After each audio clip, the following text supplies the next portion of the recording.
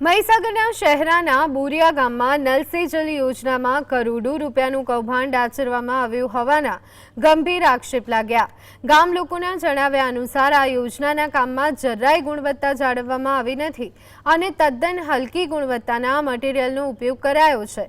Pipeline પણ યોગ્ય રીતે નાખવામાં આવી નથી। કેટલાય વિસ્તારોમાં હજુ સુધી કોઈ જ કામ થયું નથી અને અમુક સ્થળોએ પાણીની ટાંકી ઊભી કરાઈ હોવા છતાં પાઇપલાઇન નાખવામાં આવી નથી। તેમ છતાં કાગળ પર કામ પૂર્ણ દર્શાવી અને સરકારની લાખો રૂપિયાની રકમ ઉપાડી લેવાઈ હોવાનો મોટો આરોપ છે।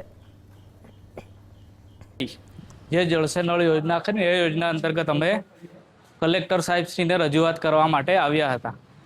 જળ સે નળ યોજનાની અંદર અમારે બોરિયા ગામની અંદર અમુક જગ્યાએ પાઇપો નાખવામાં આવી છે, ખાલી અમુક જગ્યાએ ખોદકામ કરવામાં આવ્યું છે, અમુક જગ્યાએ ખાલી લાઇનની પેલી ચકલીઓ આવે ને ત્યાં મૂકી દેવામાં આવી છે। ત્યાં આગળ પાઇપોની પણ સુવિધા નથી, તો ખાલી ચકલીઓ નાખવામાં આવી છે, તો પાણી કઈ રીતે